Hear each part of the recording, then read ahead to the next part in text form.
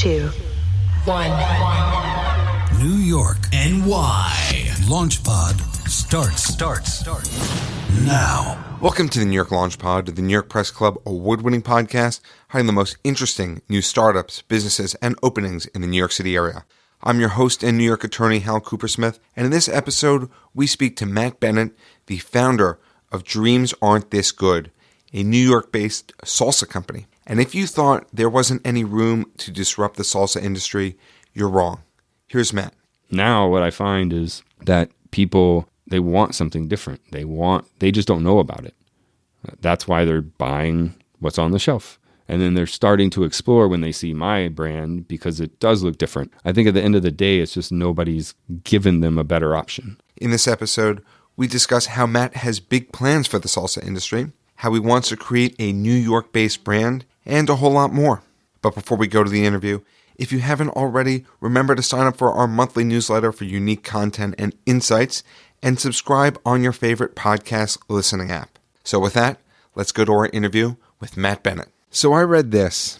Salsa is a $1.3 billion industry in the United States. Why did the world need another salsa company? I mean, that's a fact that I came across, right? Like I didn't know that. And I knew it was a big market, but I didn't know, one, how big, because it's a very niche product, right? So like everybody loves salsa.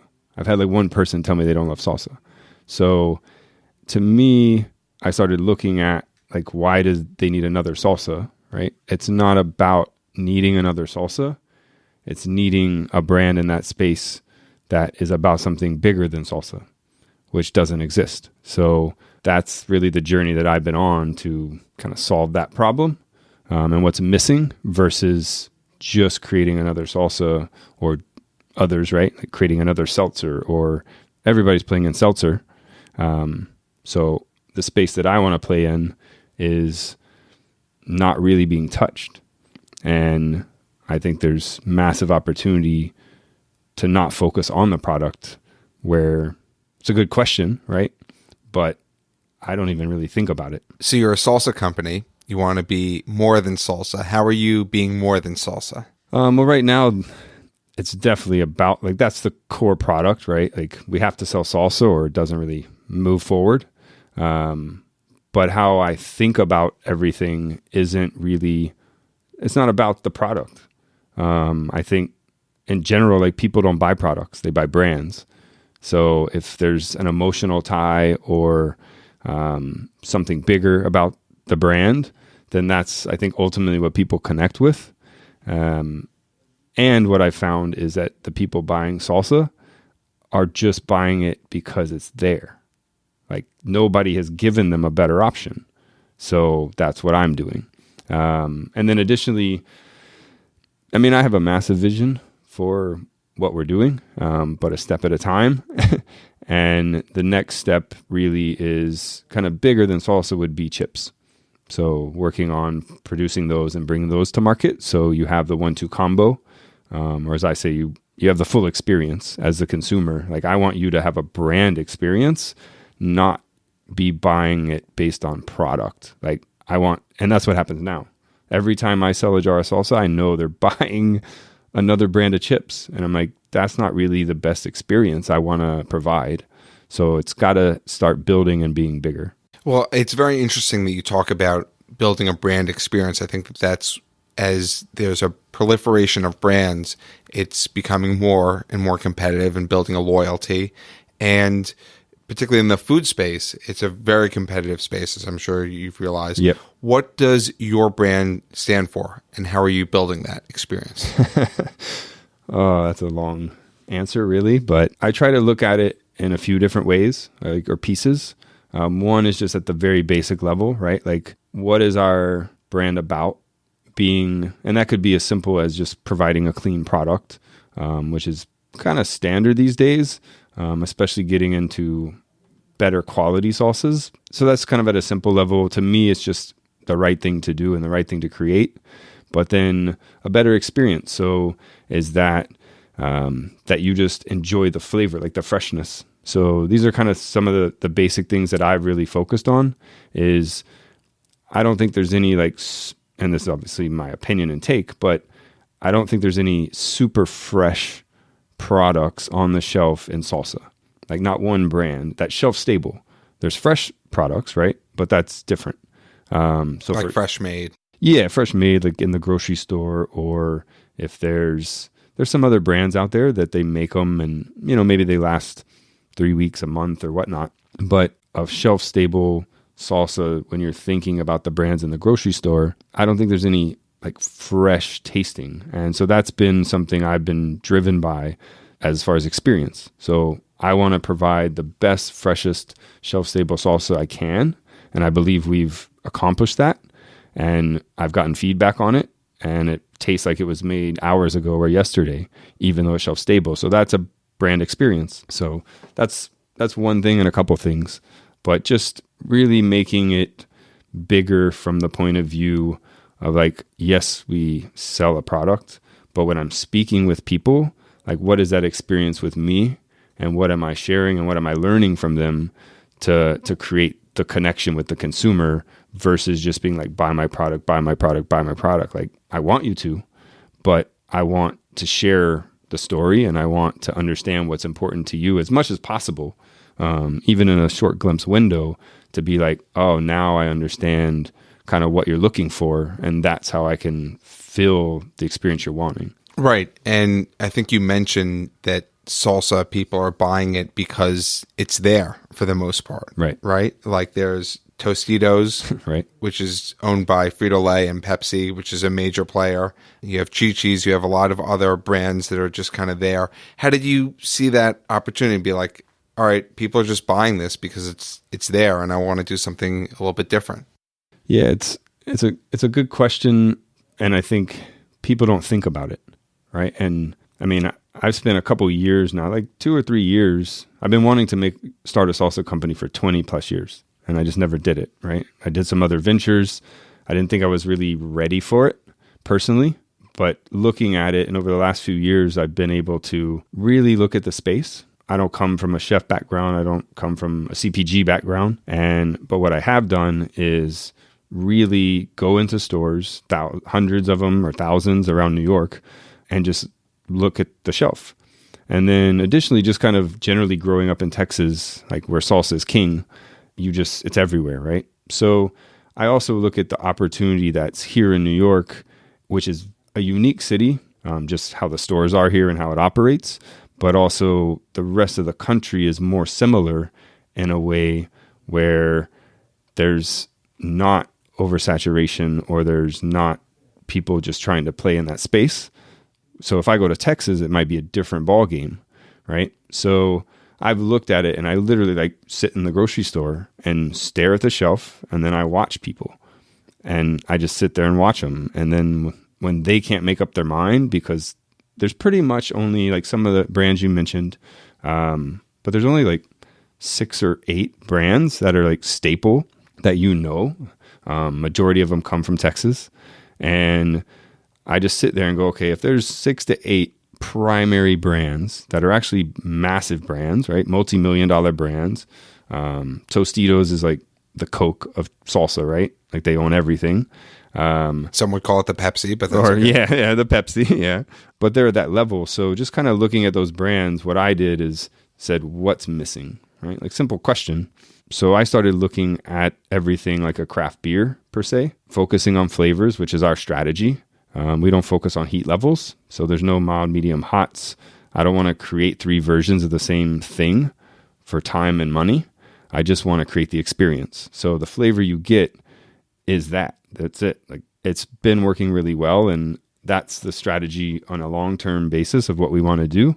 And nobody's really doing that. And if they have made flavors, these bigger brands, they've been around forever.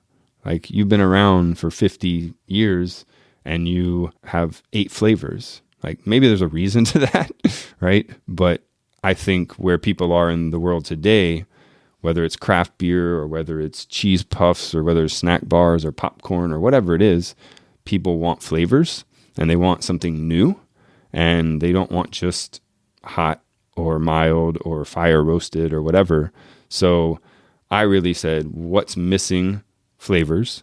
2, all brands look alike to me, like their packaging. So I said, I'm going to create the total opposite. And I created a black and white jar, as you can see here. So creating packaging that feels cooler, that feels more modern, that I think is more connected with consumers today than the old school way. And then additionally, just adding kind of personalities to the brand and to the flavors themselves, which I definitely could get into every detail. But I think just on a bigger level, like when you're talking about bringing something new to market, I was like, I'm going to do the opposite of what everybody's doing from a brand point of view. So, and so far it's been working. Well, you certainly said a lot. Yeah. And I love the fact that you're doing the opposite of what people are doing, because if we looked at this, and 20 years ago, you said you wanted to start a salsa company.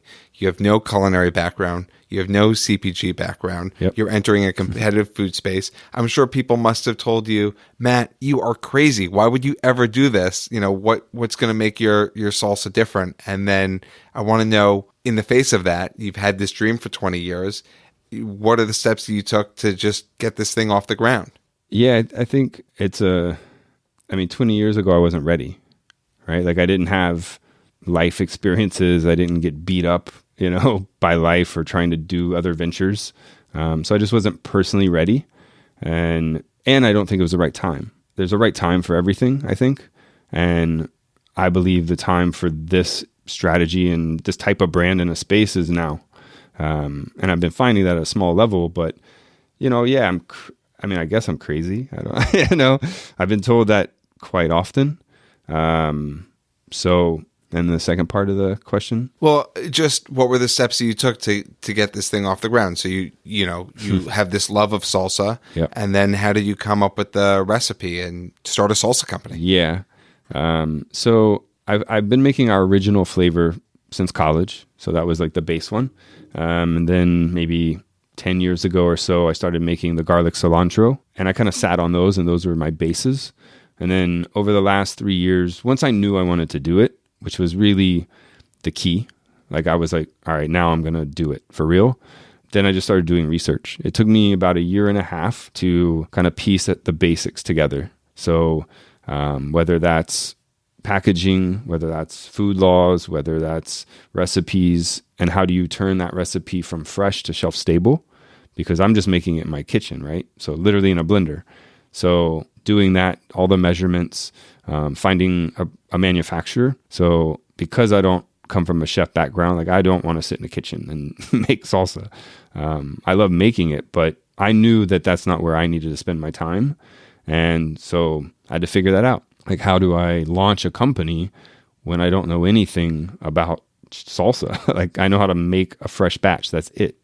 And I just found those things. I just figured it out. And I talked to people. I had some help. I had some things that came up where I met the right person. So my manufacturer came through one of my best friends who had a relationship, not in the space, but just somebody connected. And that's been quite a challenge, the manufacturing piece, because it's the most important. So there's no like magical answer. I just spent 2 years of my life basically just figuring it out and failing a lot.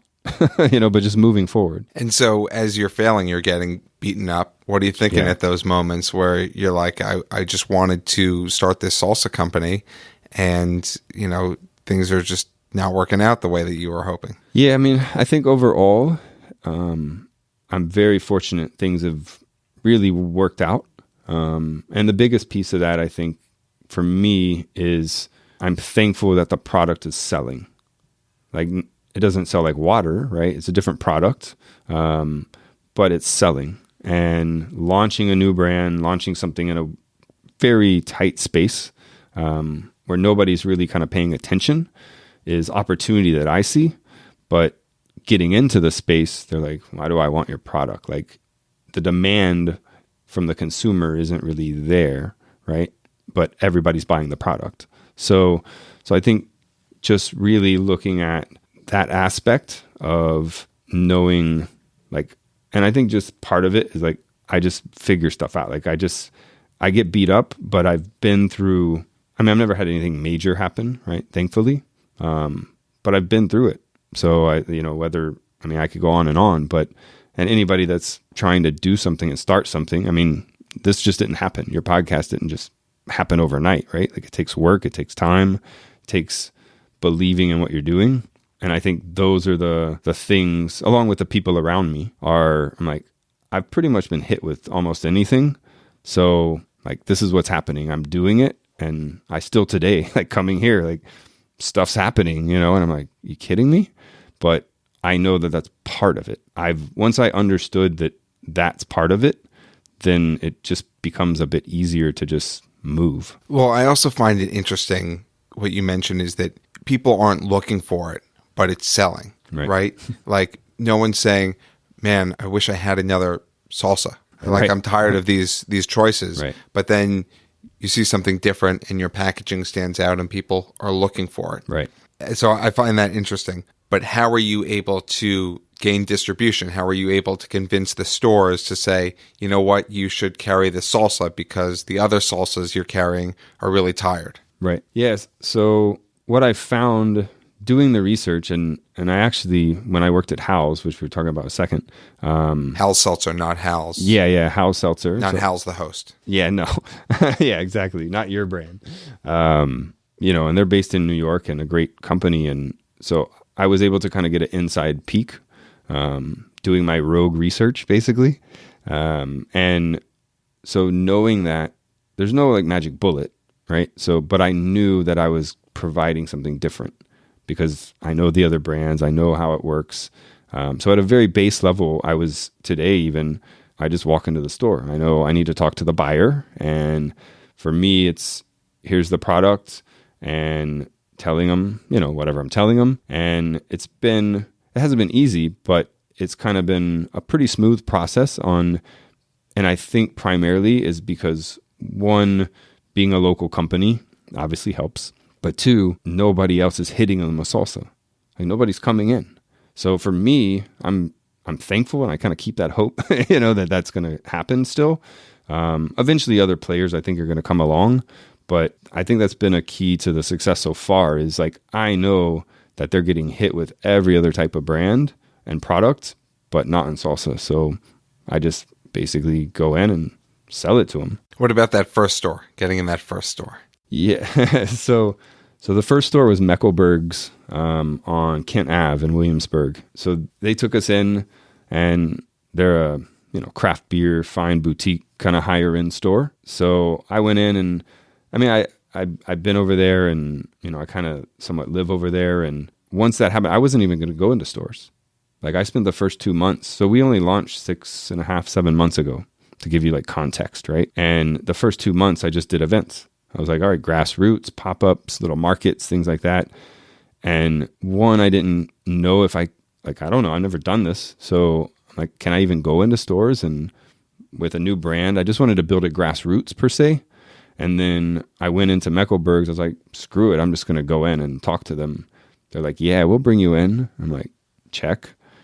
Then I was like, well, I'll just go to another store. And that's what I've been doing the whole time, is just one store after another. And of course I haven't gotten them all, but for the most part, I'm able to at least like get close. And I've just been racking them up, and now we're at almost 100 stores already. And as long as you walk in and put it out there, and like, that's all I've done. And I know I have 100% confidence this is the best salsa in the market. So that's, for me, what all I rely on. Well, we are definitely going to try the salsa. But another thing that you mentioned, New York company, New York brand, which I love. Yep. How are New Yorkers taking in their salsa right now? Like, you talked about that, how they're looking at the shelves and how you were studying New Yorkers. What are New Yorkers doing with their salsa? I mean, I don't know if they're doing anything different, but what I do find, especially when demoing, because that's the best option, or sampling, whatever you want to call it. I mean, that's how you can talk to people, right? Like, you go to the grocery store, there's somebody demoing, you're like, I don't know if I'm going to try that, or you avoid them or whatever. But I've also come to appreciate those people. And by talking with people and demoing, what I find is, one, they really love the flavor strategy that we have, because the number one question is which is the spiciest or which is the hottest. So I think for me, that's been something that is kind of ingrained in people, especially in the Northeast, I believe. So even when making it, like I made it and I was like, this is perfect. And all my friends were like, no, this is way too hot. So just getting that feedback. But now what I find is that people, they want something different. They just don't know about it. That's why they're buying what's on the shelf. And then they're starting to explore when they see my brand because it does look different. And that's kind of what they're doing different. But I think at the end of the day, it's just nobody's given them a better option. And how did you come up with the name? Dreams aren't this good. So it was going to be my tagline. So previously the company was called Benettos, which is my last name with EAUX on it. As I started getting an overall vision, the tagline was Dreams Aren't This Good. And through the process of launching the company and really kind of checking myself of like, what am I doing? Like, what do I want to do with this and why do I want to do it? I wasn't really focused on the how, which I just don't really like. That's how I operate. Because, and this kind of a side just belief is like, I knew that I wanted to start a salsa company and I knew why I wanted to do it. And I knew what was missing. So I just moved forward. And the name became the full name of the company because I also believe that that's part of the recipe to being able to build a brand that's bigger than a product. So, and a good example of that on a base level is even when people see it, I'm not standing there, nothing, just a consumer in the store. They see it and the name is Dreams Aren't This Good. Immediately, they're emotionally connected in some way, either positive, negative, whatever you want to call it. But I know that they're connected. And if they pick it up and start checking it out, etc., then I hope they come more into the brand and want to buy it. Well, the name is phenomenal. It certainly creates a connection. And it's great that you mentioned kind of the experience because you mentioned that at the top of the interview. What is the brand experience that you want someone who's having your product, either a current product that you have or a product in the future, to experience? What's that brand experience that you want? That's a really good question. I think in the future, I probably don't know the answer right now.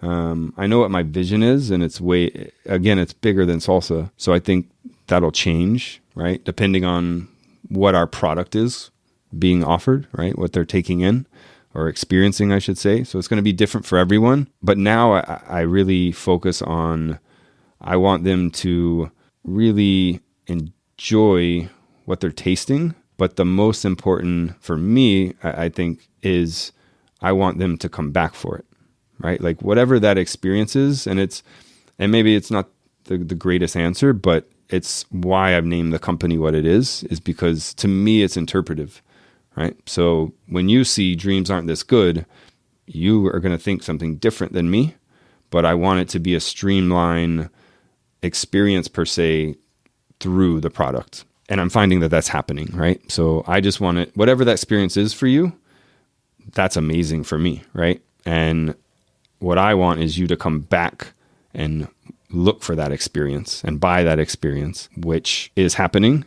And I know at the base is people are buying X brand, but there's no experience to that. Like they're not coming back to it because they actually want it, which is what's starting to happen on a small level for me, which builds the overall brand. But you can talk about what you want in the future, but you're also building an experience in the present. You have the DATG cartel, different multicolors, that sort of stuff. Like, how does that create that experience and translate it into a food? How did you come up with that brainchild? Yeah, so to piece that together, I think it's good in the sense I've kept everything simple. Or I try to, right? So whether that's the ingredients in the jar, and what I tell people is I've basically taken the ingredients and the inspiration behind the flavors, and I've put them into a jar. And how I've done that. So outside of our original, every flavor is named after a song. And so for example, there's garlic cilantro, but the name of the flavor is actually The Fighter. And The Fighter is a song called Fighter by Gym Class Heroes. So from New York. Jalapeno pineapple is Just Dance being Lady Gaga inspired. She's from New York. So, and as we go along, that's a thread and an experience. And not many people know this yet, right? So, but putting it into that's New York. Like the city, New York to me, and how I started becoming inspired by the things that are in the jar. To me, New York is about music and it's about fashion. Like, I don't know, I think hip hop, or I think, Fifth Avenue, et cetera, et cetera. So just kind of paying attention. And then I've also color coded the flavors based on the ingredients, but I've color coded them also based on the subway lines of New York. Just Dance's, the NQR train, et cetera. So why the NQR? I don't know. It's yellow. It's yellow. Pineapples are yellow. And the 456 is garlic cilantro. It's green. So cilantro is green. So I've really tried to think about everything that's in the jar.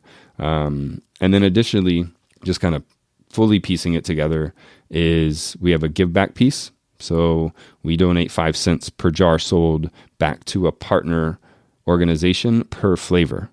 So if you're looking at the overall experience, what I find is consumers buy for different reasons. Some people have bought it literally because they like green, and there's no tomatoes on the jar. There's no jalapeno, nothing. There's just a clean label.